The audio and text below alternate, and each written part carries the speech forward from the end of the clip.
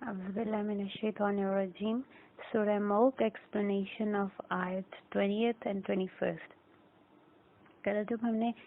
जो पिछली आयत पढ़ी थी उसमें हमने पहला पेयर पढ़ा था क्वेश्चंस और रिफ्लेक्टिव आयत का, कि दो सवाल थे और फिर उसके बाद एक आयत थी जिसके ऊपर आपको अल्लाह ताला दावत देते हैं कि तदब्बर करो और फिक्र करो। और वो कल वाली जो लास्ट आयत थी तदब्बर वाली, वो ये थी कि अवलम यराओ इला तैरी फौकाहुम, क्या तुम नहीं देखते उन परिंदों की तरफ जो तुम्हारे ऊपर हैं, साफातिन, कैसे परों को फैलाते हैं, वो यकबिन्ना, और कैसे उनको अपने अंदर अपने जिस्म के करीब समेट लेते हैं, मा युमसिकुहुन्ना इल्ला रहमान, कौन इनको थामे हुए है मगर रहमान के, मतलब यानी कि अल्लाह के सिवा कौन है जिनको थामे हुए है। इन्ना बिकुल्ल शैइन बसीर, और बेशक अल्लाह हर चीज़ को देखा है, हर चीज़ पर उसकी नज़र है। तो जो सबसे इम्पोर्टेंट चीज़ कल वाले में से आयात में से मैं निकाल रही हूँ, क्योंकि आज की आयत में भी वो लफ्ज़ यूज़ होगा, वो वर्ड वो फ्रेज़ है मा युमसिकुहुन्ना इल्ला रहमान,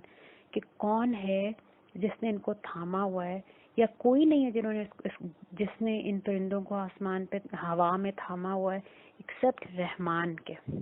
तो हमने इस पे बहुत सी बात की थी कि इसका क्या मतलब हो सकता है, तो वो सिर्फ एक याद दहानी के लिए दोबारा से रिपीट कर देते हैं कि एक तो इसका मतलब ये है कि ये अल्लाह ताला रहमान का जो फजल है और उसकी नज़र करम है, जिसकी वजह से सारी जो ज़िंदगी है, जो हयात है, वो कायम दायम है। इसमें हज़रत मूसा का वाला वाक़या भी मैंने सुनाया था। तो एक उसका मफ़हूम ये भी बनता है कि अगर हम एज लॉन्ग एज हम अल्लाह ताला की भेजी हुई हदायत को थामे रखें, और एज लॉन्ग एज हम अल्लाह ताला के भेजे हुए हबीब सल्लल्लाहु अलैहि वसल्लम उनकी सीरत को थामे रखें और उस सीरत पर चलें, तो वो हदायत का जो नूर है in form of Quran Hakim and सीरतुल नबी सल्लल्लाहु अलैहि वसल्लम, वो हमें थामे रखेगा from falling into the pit of जहन्नम। जो अभी तक हमने पढ़ा कि वो एक बहुत बड़ा खड्डा है और एक बहुत गहरी, एक ना ख़त्म होने वाली एक पिट है जिसको जहन्नम कहते हैं, तो उसमें गिरने से भी थामे रखेगा रहमान का कलाम हमें। इसका एक तर्जुमा मतलब ये भी हो सकता है कि एज लॉन्ग एज हम रहमान की भेजी हुई आयात और अल्लाह ताला के भेजे हुए कवानीन और अल्लाह के भेजे हुए असूलों के मुताबिक अगर अपनी ज़िंदगी, अपने रिलेशनशिप्स, अपने मामलात को जब तक हम उस तरीके से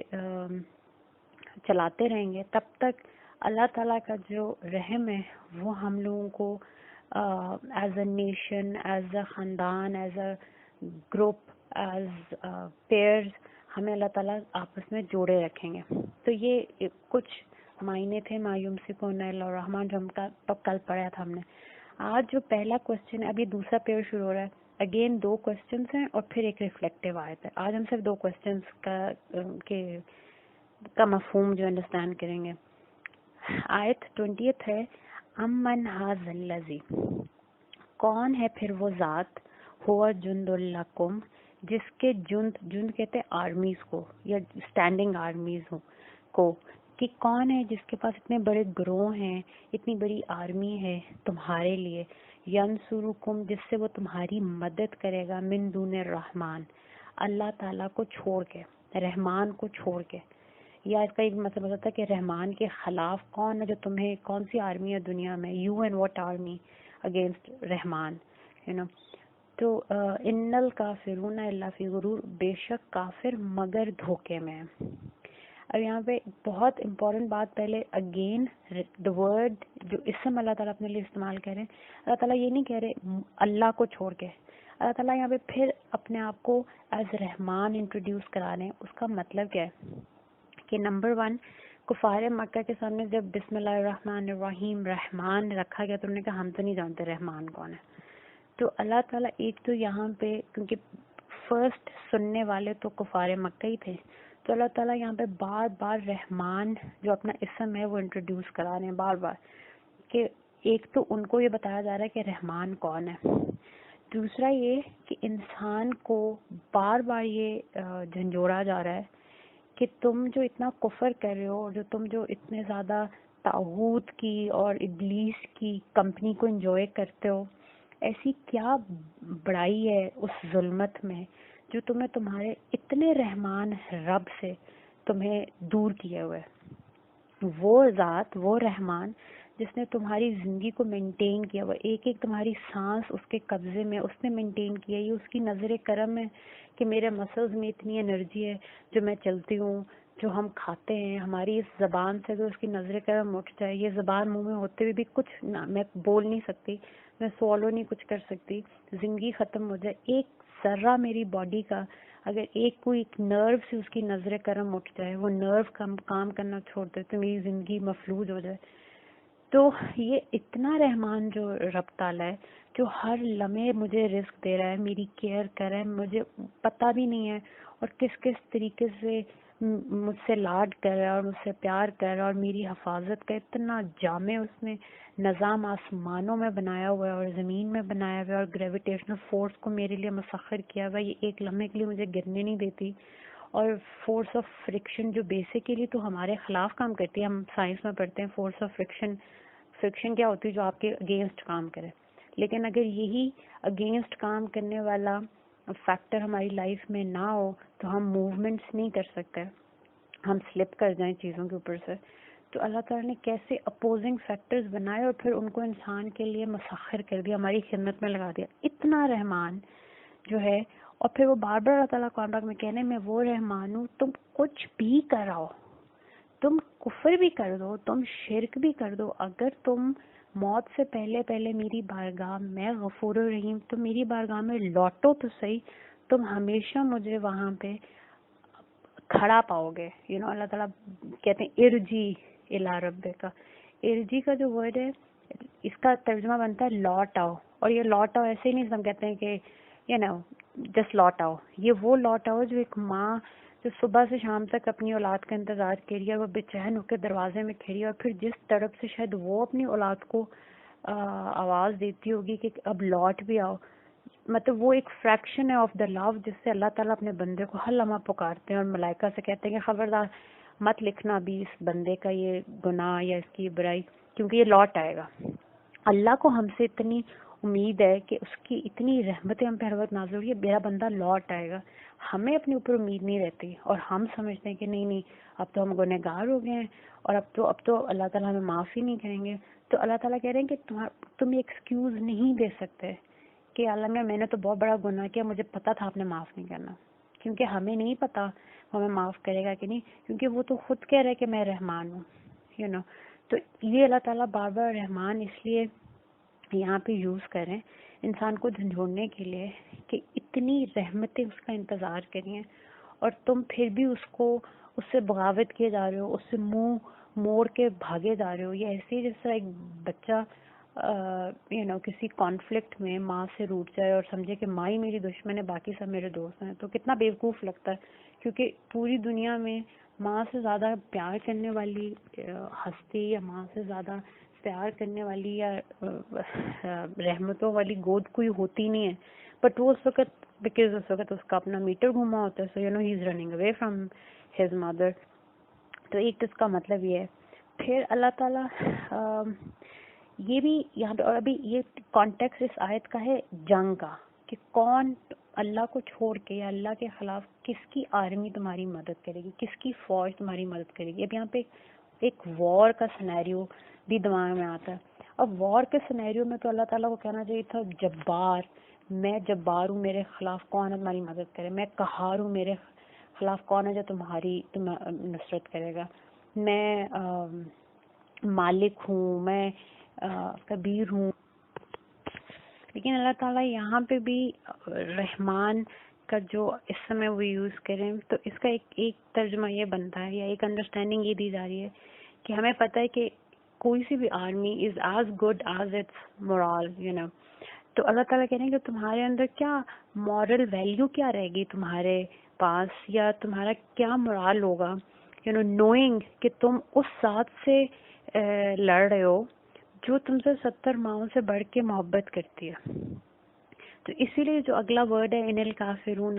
بے شک کافر ہیں مگر فی غرور، صرف ایک دھوکے میں. غرور جو ورڈ ہے وہ دھوکے کو کہتے ہیں، کسی جھوٹی امید کو کہتے ہیں عربی میں self deception, false hope, false reality. آپ ایک اپنے دماغ میں ایک اپنا ایک جھوٹی سی ریالٹی آپ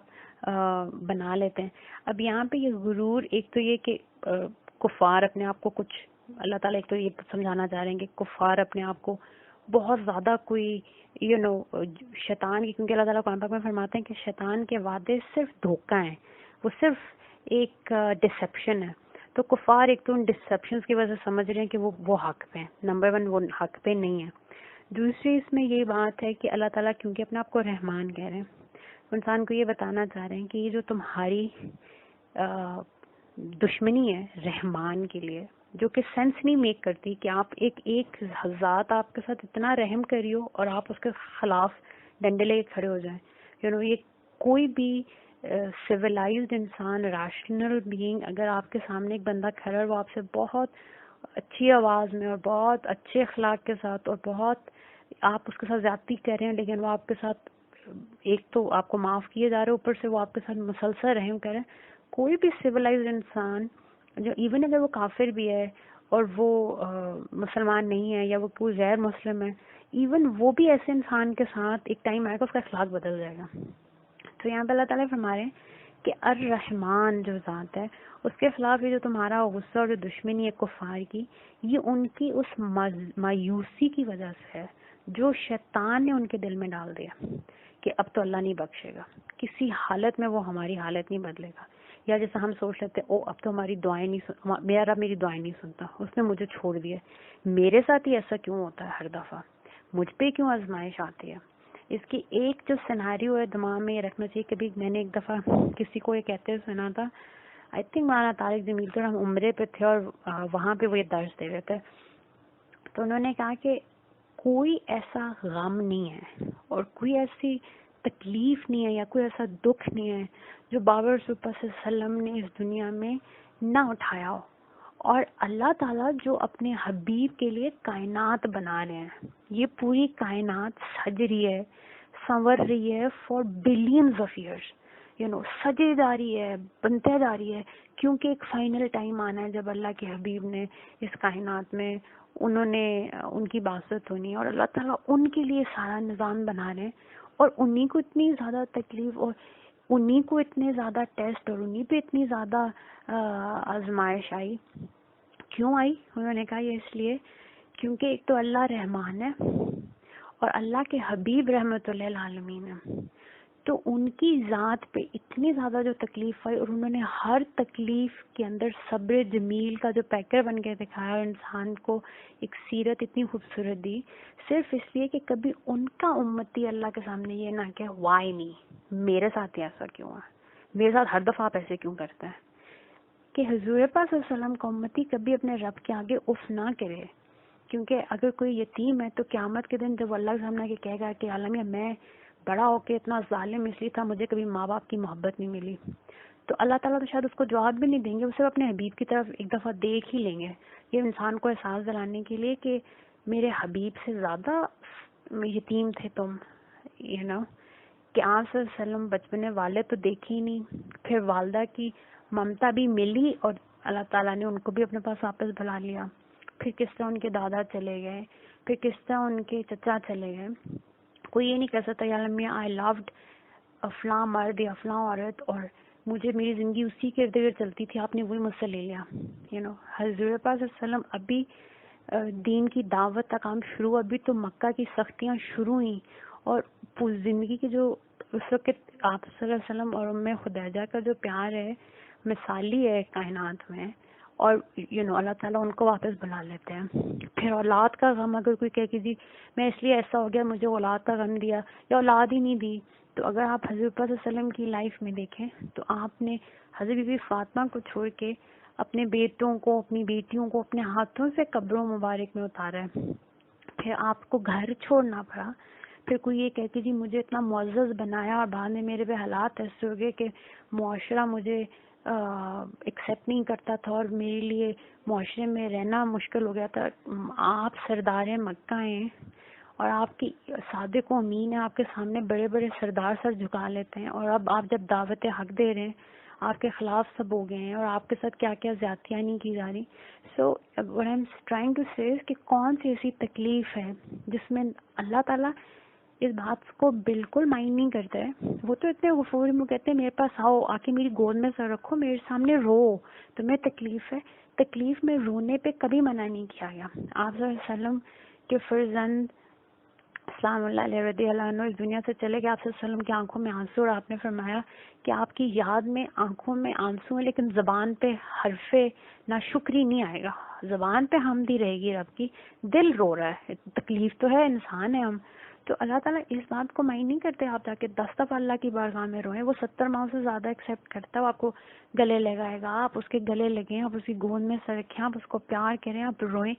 بٹ جو اور آپ اس کے سامنے بیان کریں کہ اللہ مجھے بڑی تکلیف ہے اور مجھے اس تکلیف سے نکال، لیکن جو یہ کہہ دیتا ہے یا اللہ تیری وجہ سے. دیکھیں اللہ تعالیٰ نے خود فرمایا کہ میں زمین پہ اپنا خلیفہ بنانے لگا ہوں. فی الارض خلیفہ کے الفاظ ہیں. اور جب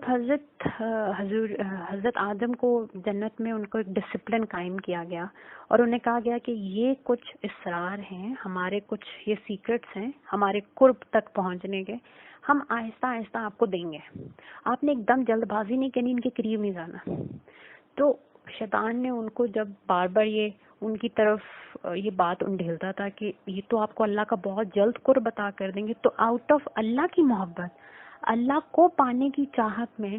حضرت آدم اور حضرت بی بی حوا ان اسرار کے قریب گئے اور انہوں نے ان کو پانے کی کوشش کی. تو اللہ تعالیٰ نے ان کو فرمایا کہ آپ لوگوں کو میں نے منع نہیں کیا تھا. اب اللہ کو بھی پتہ ہے وہ یہ کام، وہ کوئی غلطی نہیں کر رہے ہیں، وہ اللہ نے ایک ڈسپلن قائم کیا تھا اور ان سے وہ ڈسپلن قائم نہیں رہا اللہ کی محبت میں، اپنے نفس کے لیے نہیں. تو انہوں نے جب اللہ تعالیٰ نے ان سے یہ بات کی، انہوں نے ایک دفعہ نہیں کہا. شیطان نے تو آگے سے کہا اے اللہ تو نے کیونکہ مجھے، نعوذ باللہ قرآن میں اس کے الفاظ آتے ہیں کہ وہ اللہ تعالیٰ سے کہتا ہے آپ نے کیونکہ مجھے بھٹکا دیا ہے، اب میں آپ کے اس چہیتے کو بھی نہیں چھوڑوں گا. اور دوسری طرف حضرت آدم کیا کہہ رہے ہیں، ابدیت کس چیز میں ہے، ابدیت کا شرف کیا ہے. حضرت آدم اللہ تعالیٰ سے کہہ رہے ہیں ربنا ظلمنا انفسنا، یا اللہ ہم سے غلطی ہوگی. وہ بھی تو کہہ سکتے تھے اللہ کو اللہ میاں آپ نے تو ہمیں بنایا ہی زمین کے لیے تھا، تو ہم نے تو جاننا ہی زمین میں تھا، یہ تو ہم سے ہونا ہی تھا. ایک دفعہ انہوں نے یہ بات نہیں کی. یہ ایسے ہی ہے جیسا محمود و یاز کا ایک واقعہ ہے، شاید اس سے میں زیادہ انڈرسٹینڈ کرنے میں ایزی ہمارے لیے ہو جائے کہ لوگوں نے جو دربار کے وزرات تھے انہوں نے بڑا کمپلین کیا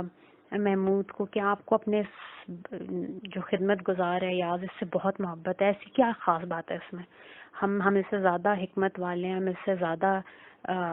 معزز ہیں اینڈ ایوری تھنگ. اس نے کہا میں بتاؤں گا کسی دن جب ٹائم آئے گا. ایک دن اس نے دعوت کی اور وہاں پہ بہت قیمتی شیشے کے ہیرے جواہرات لگے ہوئے جام جو تھے وہ وہاں پہ گلاسز رکھے گئے اور ان میں مشروب ڈالا گیا. اور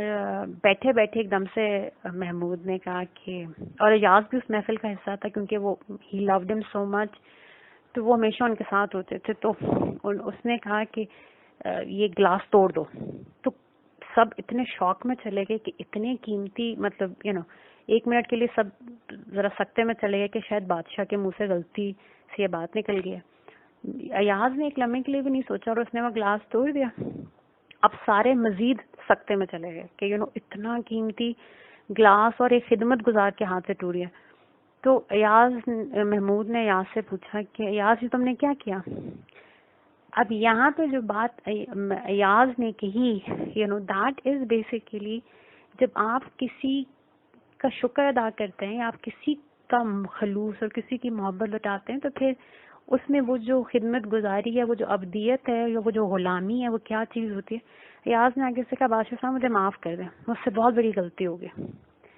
وہاں پہ محمود کی آنکھوں میں آنسو ہے، وہ اپنے وزراء کی طرف مڑا اور اس نے کہا کہ یہ جو میرا بندہ ہے، جو اس کی وفا ہے، تم میں سے کوئی اس کا مقابلہ ہی نہیں کر سکتا. حکم اس کو میں نے دیا تھا، لیکن جب وہ حکم کی اس نے ایک تو نمبر 1 اس نے حکم قبول کرتے ہوئے ایک لمحے کے لیے سوچا نہیں کہ یہ صحیح ہے یا غلط ہے یا بادشاہ کا دماغ ٹھیک ہے یا بادشاہ کا دماغ غلط ہے، اس نے کر دیا. اور جب اس نے پھر دیکھا کہ میں خفا ہو رہا ہوں تو اس نے ایک لمحے کے لیے نہیں کہا کہ تم نے ہی تو کہا تھا توڑ دو. اس نے فوراً کہا میں نے اپنے پر ظلم کیا، مجھ سے غلطی ہوگی، معاف کر دو. اور یہ اس نے سنت انبیاء بیسیکلی فالو کی، کیونکہ ہر نبی نے دا مومنٹ ان سے خلاف اولا کوئی کام ہوا، غلطی نبی سے کبھی نہیں ہوتی، وہ معصوم ہے. یہ بہت بڑی اسرائیلی روایات کا جو ایک فتنہ ہے، ہم نعوذ باللہ انبیاء کی شان میں گستاخی کر دیتے. انبیاء سے کبھی غلطی نہیں ہوتی. بٹ یہ خلاف اولا ہوا، اور اس خلاف اولا میں ہر نبی کا جملہ یہ ہوتا تھا ربنا ظلمنا انفسنا لا الہ الا انت سبحانک انی کنت من الظالمین. ہر کسی نے کہا یا اللہ میں نے ظلم کر دیا، مجھے معاف کر دے. اور اللہ کو یہ بات اتنی پیاری لگتی ہے، بندے کی یہ جو ابدیت کا جو ایک لیول ہے، یہ اپنے یہ رحمان کو اتنا پیارا ہے، اللہ اٹھا کے اپنے ساتھ لگا لیتا ہے اور آپ کو کیسی کسی چیزوں سے نواز دیتے ہیں. تو بات دور چلے گی، بٹ یہ جو غرور والی بات ہے وہ اللہ تعالیٰ یہ کہہ رہے ہیں کہ یہ جو تمہیں مایوس، اتنے رحمان سے اس شیطان نے تمہیں مایوس کر دیا تو تمہارے دل میں یہ نفرت آ گئی، تم نے خود کو مایوس کر دیا، اللہ تو معاف نہیں کرے گا. تو یہ جو غرور ہے کافر کا، اللہ تعالیٰ فرما رہے ہیں سب سے بڑا تو ظلم ہی یہ ہے کہ اگر آپ یہ سمجھیں کہ اللہ تعالیٰ ہم پہ ظلم کرنے والا ہے. سب سے بڑا غرور یہ ہے، سب سے بڑا دھوکہ یہ ہے اگر انسان یہ سمجھے نعوذ باللہ رحمان ظالم ہے. رحمان ظالم ہو ہی نہیں سکتا، تو انسان کے لیے یہاں پہ میسج ہے، مسلمانوں کے لیے، مومنین کو اللہ تعالیٰ یہاں پہ بات بتا رہے ہیں کہ اگر تم اپنا مان اور اپنی امید اور اپنا فیتھ رحمان میں نہیں ڈالو گے، جسٹ بیکاز تم خود ڈس اپوائنٹ ہو گئے اپنے آپ سے، یا تم خود ڈسلوژن ہو گئے اپنے ظلم کی وجہ سے کہ تم سے اتنا بڑا گناہ ہو گیا، کیسے اللہ معاف کرے گا، مولوی صاحب نے تو یہ فتویٰ لگا دیا، فلاں نے تو یہ فتویٰ لگا دیا، میرے اپنے نفس نے مجھ پہ یہ فتویٰ لگا دیا.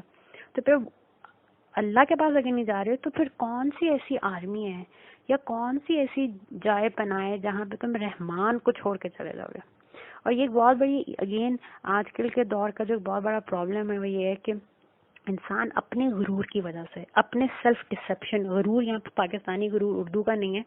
ہم عربی والا غرور کہہ رہے ہیں، جب جو دھوکے میں انسان اپنے آپ کو رکھتا ہے کہ اللہ معاف نہیں کرے گا، اللہ نے مجھے چھوڑ دیا ہے، اللہ مجھ سے پیار ہی نہیں کرتا، اللہ تعالیٰ میری کبھی سنتا ہی نہیں، یہ ساری جو ہم نے اپنے آپ کو غرور میں ڈالا ہوا ہے. تو انسان جب اس غرور کا حصہ بن جاتا ہے شیطان کی طرح، وہ بھی اسی غرور میں چلا گیا کہ اللہ مجھ سے پیار نہیں کرتا، آدم امپورٹنٹ ہو گئے، اور پھر اس غرور میں اس نے رحمان کی رحمانیت جو اتنی عرصے سے اس پہ تھی اس سارے کے اوپر سے وہ اندھا ہو گیا، اور پھر اس نے کیا کیا اور اپنے آپ کو تباہ کیا. تو اس غرور کی وجہ سے جو انسان ہے وہ اللہ تعالیٰ کے ساتھ غصے میں آ جاتا ہے اور پھر ایتھیسٹ بن جاتا ہے یا انٹاگنسٹ بن جاتا ہے، میں تو اللہ بھی یقین نہیں کرتا، اللہ ہے ہی نہیں، نعوذ باللہ. اور پھر آپ دیکھیں ایسا بندہ کبھی بھی خوش نہیں ہوتا. دی ایتھیسٹ، دی انٹاگنسٹ جتنا مرضی پریٹینڈ کریں، اگر آپ کبھی بھی ان کی زیادہ ان کی ڈیپ ڈیپتھ میں جا کے آپ ان کی تحریریں پڑھیں یا آپ ان کی تقریریں سنیں یا آپ ان کی لائف اسٹائل کو دیکھیں، they are extremely unhappy, cynical, bitter, lonely people. اللہ کو نہیں مانتے، اللہ کی نہیں مانتے، اور اللہ کو نہ ماننے کی وجہ سے اللہ کی جب نہیں مانتے تو وہ اپنی فطرت کے خلاف کانسٹنٹلی اپنے اندر ان کی جنگ چل رہی ہوتی ہے، اگریسو ہوئیں گے، غصے سے بھرے ہوئے ہوئیں گے. اور جتنے ریلیجس فنیٹکس ہوتے ہیں ان سے زیادہ یہ فنیٹک بن جاتے ہیں اور اپنے آپ کو زیادہ نقصان دے رہے ہوتے ہیں صرف یہ سمجھتے ہوئے کہ ہم اپنے رب سے کیونکہ جنگ میں ہیں تو اب ہم نے تو یہ جنگ لڑنی ہے. آیت نمبر 22 اگین جو کوسچن دونوں جو پہلے بھی دو گزرے ان کی بھی شروع ایک ہی جیسے تھے، آمنتم من فی السماء ام آمنتم من فی السماء، ان دو کوسچنز کا بھی جو سٹارٹ ہے وہ ایک ہی جیسا ہے. امن ھذا الذی، کون ہے پھر وہ، اور آگے پھر جس کی فوجیں ہوں گی. سیکنڈ کوسچن آ رہا ہے امن ھذا الذی، کون سی پھر وہ ذات ہے، یرزقکم، جو تمہیں کھانا کھلائے گی یا تمہیں رزق دے گی. اور رزق میں صرف کھانا نہیں آتا، رزق میں محبت آ جاتی ہے، رزق میں کیئر آ جاتی ہے، رزق میں آپ کی قسمت، تقدیر، your friends, your family, every provision, ہر چیز. جو میرے جسم میں صحت ہے یہ بھی، میرے دل میں اچھے خیالات آتے ہیں یہ بھی، میری اچھی نیت ہے یہ بھی، مجھے نیچر کو دیکھ کے خوشی فیل ہوتی ہے یہ بھی، میرے دل میں نرمی، سب رزق ہے. اللہ تعالیٰ کہہ رہے ہیں کون سی ایسی ذات ہے جو تمہیں رزق دے گی، ان امسک رزقا، اگر امسک رزقہ ہو، اگر اللہ اپنے رزق کو روک دے. رازق تو وہی ہے، ہم نے پہلے پڑھ لیا. اللہ تعالیٰ نے فرمایا رزق میں دیتا ہوں, میں رحمان ہوں, میں رزق دیتا ہوں. اور یہی امسکا کا جو ورڈ ہے, میں نے کہا تھا کہ یہ امپورٹنٹ ہے کیونکہ پہلے بھی گزرا ہے, یہ وہی امسکا ہے جو وہاں پہ یوز ہوا ما یمسکوہن, ٹھیک ہے, کس نے تھاما ہوا ہے ان کو مگر رحمان نے. اور یہاں پہ اللہ تعالیٰ کہہ رہے ہیں اور اگر وہ روک لے, وہ تھام لے اپنی رزق کو, تو اسٹریٹجیکلی ایک ہی ورڈ ہے لیکن اسٹریٹجیکلی یوز کیا جا رہا ہے نا. تو پہلی آیت میں جو آپ تدبر کر رہے ہیں, آپ غور و فکر کر رہے ہیں, اب یہاں پہ وہ کوشچن میں یوز ہو رہے ہیں وہی تدبر والے الفاظ, so this is how اللہ تعالیٰ questions, اور پھر آپ اس پہ تدبر کرتے ہیں اور پھر آپ نیکسٹ کوشچنس پہ آتے ہیں اور وہ تدبر آپ کو ہیلپ کر رہا ہوتا ہے. تو اللہ تعالیٰ یہاں پہ یہ فرما رہے ہیں کہ چلو تم ایک آرمی کے ساتھ لڑنے بھی آ گئے, لیکن اب لنچ بریک آ گئی, کس کا کھانا کھاؤ گے, کس کا عطا کیا ہوا رزق کھاؤ گے؟ یہ جو تمہارے ساتھ لڑنے آئے ہیں اللہ کے خلاف, کیا یہ زمین سے پھل اگا رہے ہیں, کیا یہ زمین سے سبزیاں اگا رہے ہیں, کیا آسمان سے پانی یہ برسا رہے ہیں, کیا یہ چرند پرند کو یہ تمہارے لیے پیدا کرتے ہیں کہ تم ان کو مزے مزے سے باربیکیو کر کے کھاتے ہو؟ تمہاری ڈگنیٹی اور لائلٹی کدھر چلی گئی؟ جس کا کھا رہے ہو, جو تمہیں شیلٹر دے رہا ہے, جو تمہیں کپڑے پہنا رہا ہے, جو تمہیں خوشیاں دے رہا ہے, اسی کے جس کا کھا رہے ہو اسی کے سامنے لڑنے آ گئے ہو, ہے نا. تو ہم نے پہلے بھی کہا نا, an army is as good as the morale and the moral courage of its men. تو اللہ تعالیٰ فرما رہے ہیں کہ تمہاری مورل ویلیو تو ویسی زیرو ہے. ڈگنیفائڈ جو لوگ ہوتے ہیں وہ تو اپنے زمین کے لیے لڑتے ہیں کہ جی ہماری مدر لینڈ ہے, ہماری ماں ہے, ہمارے لیے کچھ پرووائڈ کرتی ہے, تو اللہ تعالیٰ یہ کہہ رہے ہیں کہ تمہاری اپنی دنیا میں تم کہتے ہو یہ بڑے مان والے لوگ ہیں, یہ بڑے ڈگنیٹی والے لوگ ہیں, یہ بڑے ان کی ویلیوز ہیں, یہ اپنے مدر لینڈ کو, اپنی ماں کو ڈیفینڈ کرتے ہوئے مر گئے یا اس کو ڈیفینڈ کرنے کے لیے لڑ رہے ہیں. تو تم کس کے لیے, what the heck are you fighting for? تم رازق کے سامنے کھڑے ہو گے, جس کا کھا رہے ہو اس کے سامنے تمہاری حیثیت کیا ہے, اور تم آج اس کے سامنے کھڑے ہو. تو اس آیت کا جو اینڈ ہے وہ اللہ تعالیٰ فرماتے ہیں بل لجو, بل مگر لجو, تم لجو جو ہے الجھنا, جو ہمارا اردو کا ورڈ ہے وہ بھی اسی لجا سے ہی نکلا ہے. اس کا مطلب ہوتا ہے ایک انسسٹنٹلی اور ایروگینٹلی اور ضد میں اور مسلسل الجھتے رہنا, مسلسل آرگیو کرنا. جب ایسا آرگیو اور ایسا الجھنا جس میں آپ سویلائز نہیں رہتے, ریشنل نہیں رہتے, لاجیکل کنورسیشن ختم ہو جاتی ہے, آپ شارٹ ٹیمپرڈ ہو جاتے ہیں, آپ کی زبان گندی ہو جاتی ہے, آپ اونچے بولنا شروع کر دیتے ہیں. تو لجو جو ہے, لجا کا ایک مطلب تو ہوتا ہے کہ انسسٹنٹلی بےہودہ بات سے بس الجھتے رہنا, کیونکہ ایک نیچر, ایک بعض لوگوں کی نیچر ہوتی ہے کہ وہ وہ آپ سے الجھتے رہیں گے, تو اللہ تعالیٰ یہ فرما رہے ہیں کہ یہ صرف یہ سب ان کی مت کیوں ماری گئی ہے, بل لجو, مگر یہ کہ یہ لوگ ان کی نیچر ہی ہے, یہ سنیں گے نہیں اپنے رب کی آیات کو, یہ اس کے رحمان کے ان کے اوپر جو فضل کرے میں اس کو کبھی اپریشیٹ نہیں کریں گے, کیونکہ یہ کافر لوگ ہیں. کافر کون ہوتا ہے؟ جو جانتے بوجھتے آنکھیں بند کر لے, جس کو حق پتا ہو اور پھر وہ آنکھیں بند کرے, اس کو کافر کہتے ہیں. ورنہ جاہل ہوتا ہے جس کو سمجھ ہی نہ ہو, تو کافر ہوتا ہے جس کو ہوش ہوتی ہے ساری, بٹ کیونکہ اس نے آپ کی بات کی اگینسٹ بات کرنی ہے تو وہ پھر آنکھیں بند کر لیتا ہے. تو اللہ تعالیٰ کہہ رہے ہیں ان کی نیچر ہے الجھنا, بل لجو, مگر یہ, اور ایک لجا کا مطلب ہوتا ہے کراشنگ ویو, وہ ویو جو آ کے لگتی ہے کہیں پر ختم ہو جاتی ہے, ٹوٹ جاتی ہے. تو اللہ تعالیٰ ہمارے یہ ان کا الجھنا, بل لجو فی اتوویوں و نفور, اور یہ الجھ کیوں رہے ہیں, ان کی جو پیچھے ان کی اسٹیٹ آف مائنڈ اور اسٹیٹ آف ہارٹ کیا, اتوون کہتے ہیں حدوں کو توڑنے والے کو, جو بھی کراس کر دے لمٹ کو, اور نفور کہتے ہیں جس سے ہمارا اردو کا لفظ نکلا, تو نفرت کا ورڈ بھی اسی سے نکلا ہے. اور ایک نفور کا مطلب ہوتا ہے کہیں سے بھاگ جانا, کہیں سے ڈیفینسو پوزیشن میں چلے جانا. تو یہ لوگ حق سے بھاگنے والے ہیں, ان کے اندر اتنی نفرت ہے کہ حق ان کے سامنے کھڑا ہے اور ان کے سامنے رحمان کھڑا ہے, لیکن کیونکہ نعوذ باللہ ان کا غرور ان کو اس سے نفرت میں مجبور کر رہا ہے, ان کو جو دھوکا ہے ان کے نفس کے اندر, تو اس کی وجہ سے یہ پہچانتے ہی ہم سے پیار کرتا ہے, یہ ہمارا رحمان رب ہے, لیکن اپنے اس نفس کی ہوا کے پیچھے، اس کی پیروی کے پیچھے یہ پھر اپنے رب سے نفرتوں میں بھاگتے جاتے ہیں، اسے منہ موڑ کے بھاگتے جاتے ہیں. اور کیونکہ یہ حدوں کو توڑنے والے، اب یہ دونوں اسٹیٹس ہمیں بتا دیں گے. اللہ تعالیٰ کہہ رہے ہیں یہ اس لیے الجھ رہے ہیں، یا تو ان میں یہ دونوں باتیں یا ان میں سے کوئی ایک بات ہے، یا اپنے رب سے نفرت کرتے ہیں، اس سے منہ پھیر کے بھاگے، اتوون یا یہ حدوں کو توڑنا پسند کرتے ہیں، ان کو چسکا ہے اپنے رب کی لگائی ہوئی حدوں کو توڑنے کا، یا یہ دونوں باتیں ان کے اندر ہیں. تو اللہ تعالیٰ ہمیں کفار کے حال تک پہنچنے سے بچائیں، اللہ تعالیٰ ہمیں کفر سے بچائیں، اللہ تعالیٰ ہمیں شیاطین سے، چاہے وہ جنوں میں سے ہو، انسانوں میں سے ہو، ان سے ہمیں اپنی حفاظت اور پناہ میں رکھیں. اللہ تعالیٰ ہمیں اپنے نفس کے شر اور شوق سے اپنی حفاظت اور پناہوں میں رکھیں. آمین. صدق اللہ العظیم.